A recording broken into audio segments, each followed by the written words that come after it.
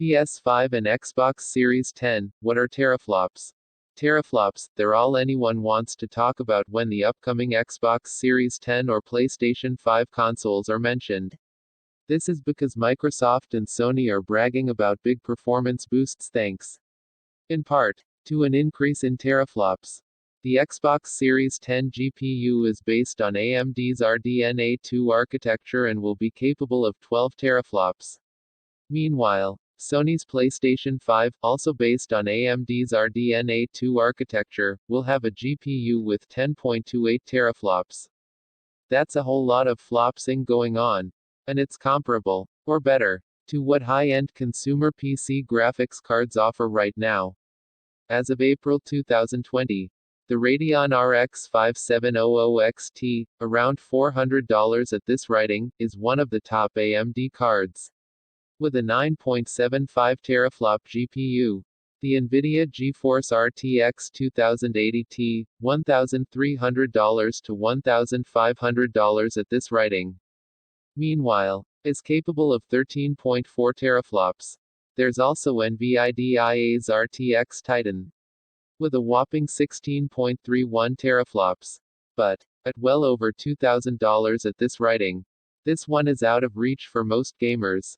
Let's not get ahead of ourselves, though. Let's talk about what teraflops are, and why this specification is important for graphics.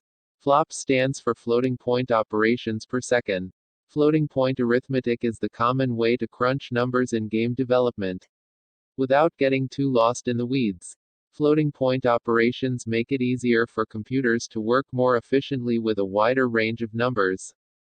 The most common way to express flops is in the single precision floating point format, FP32. This means the computer is using 32 bits to store data in that format.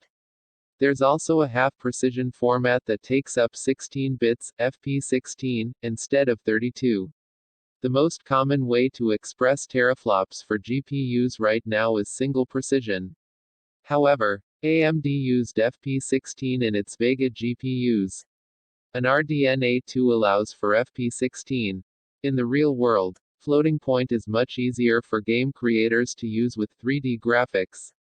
If games relied on fixed point operations, like the original PlayStation, it would result in many problems. Game visuals would look and behave poorly, and the code would be, generally, less efficient. Games have to process a ton of data, and that's why flops are an important benchmark. The more flops a GPU can do, the faster the data can be processed, and the more computing power there is for running games. The original Sega Dreamcast, 1999, had 1.4 gigaflops, meaning it could process up to 1.4 billion floating point operations per second. A few years later, the original Xbox 2002 was rocking 20 gigaflops, 20 billion flops. The PlayStation 3 2006 had close to 12 times that, at 230.4 gigaflops. Each console got significantly better than its predecessor, due, in large part, to graphics computing power. The flops specification is a quick way to get a sense of how much power is under the hood of a particular console's graphics processor, or GPU. The 12 teraflops of computing power in the upcoming Xbox Series 10 means it's capable of up to 12 trillion floating point operations per second. The PlayStation 5, meanwhile, maxes out at 10.28 trillion flops. If we relied solely on flops as a measure, we'd conclude the Xbox Series 10 is going to be better than the PlayStation 5, which would be a mistake. Even comparing the teraflops count for modern graphics cards, like the AMD Radeon 5700 XT and the GeForce RTX 2080 can be misleading. The new consoles will use AMD's new RDNA 2 architecture. New architecture does usually mean better performance than previous cards, even with similar hardware specifications. Like anything else in computing, though, it's all about the implementation. The CPU specs, RAM, and even software make all the difference. When you put it all together, the consensus is that the new consoles should outperform most PC gaming rigs currently out there. The Xbox Series 10 and the PlayStation 5 will have 8-core 16-thread processors. This hits PC gaming levels of awesome. And it's been a long time in coming to set-top boxes. Both consoles also plan to use NVMe SSDs, which means faster load times for games and all-around improved responsiveness. The new console GPUs will also have an impressive number of computing units at high clock speeds, 52 at 1.825 GHz for the Xbox, and 36 cus at 2.23 GHz for the PlayStation. For comparison, the Radeon 5700 XT has 40 cus at 1.6 GHz. Of course, AMD's RDNA 2 won't live solely inside the new consoles.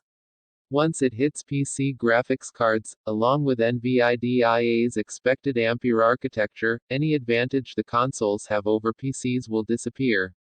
There's no doubt the new consoles will be powerful beasts.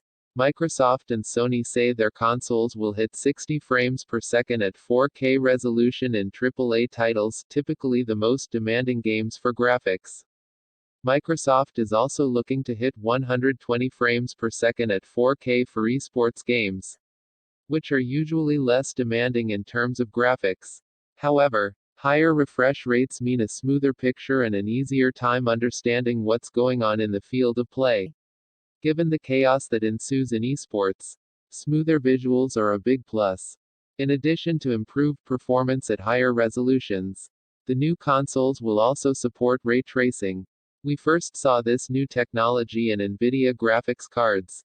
Ray tracing boosts lighting effects within a game, often with dramatic improvements. It also offers a more dynamic, lifelike gaming environment in which shadows and reflections are more realistic. The computing power, teraflops, available inside the upcoming GPUs will also help these new features.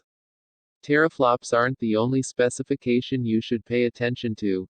However, it will give you a general idea of how a console's graphics power measures up against other hardware, past and present.